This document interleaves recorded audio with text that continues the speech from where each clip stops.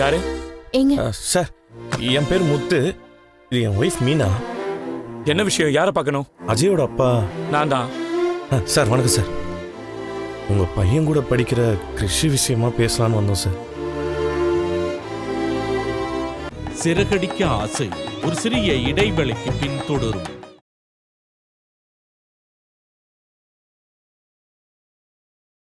சிறகடிக்க ஆசை தொடர்கிறது.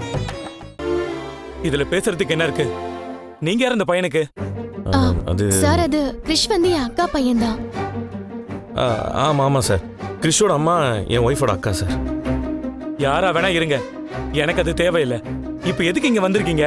சார், கிருஷி சின்ன பையன் சார். அவன் ஏதோ தெரியாம தப்பு பண்ணிட்டான் சார். தெரியாம பண்றது தான் மிஸ்டேக், தெரிஞ்சு பண்றது தான் கிரைம். அதை தான் அந்த பையன் பண்ணிருக்கான். சார், நான் கிருஷி பண்ண விஷயத்தை நியாயப்படுத்தணுங்கிறக்காண்டி வரல சார். நீங்க பையனை பெற்றவர். உங்க பையனுக்கு இப்படி ஆயிடுச்சுன்னு உடனே உங்க மனசுக்கு எவ்வளோ கஷ்டப்பட்டிருக்குன்னு எனக்கு புரியுது சார். ஆனா கிருஷி இதை தெரிஞ்சு பண்ணல சார். ஏதோ ஒரு பயத்தில் அப்படி பண்ணிட்டான் சார். அவனை மன்னிச்சிருங்க சார், ப்ளீஸ் சார். ஆமா சார், அவனை சீர்திருத்த பள்ளிக்கு அனுப்பிடாதீங்க சார். உங்களை கெஞ்சி கேட்டுக்கணும். என்ன தப்பு பண்ண பையனுக்காக சிபாரிசுக்கு வந்திருக்கீங்களா? இல்ல சார், ஒரு சின்ன பையனோட எதிர்காலம் பாதிக்க கூடாதுன்றக்காண்டி வந்திருக்கோம் சார். சார், கிருஷ் ரொம்ப நல்லா படிக்கிற பையன் சார். எல்லா பாடத்திலயுமே ரொம்ப நல்ல மார்க் வாங்குவான். இப்ப நீங்க இப்படி பண்ணீங்கன்னா அவனோட எதிர்காலமே போயிடும். ஏமா, பையனை ஒழுங்கா வளர்க்காம இங்க வந்து கெஞ்சிக்கிட்டு இருக்க? கொஞ்சம் விட்டுருந்தா என் பையன் எனக்கு இல்லாம போயிருப்பான்.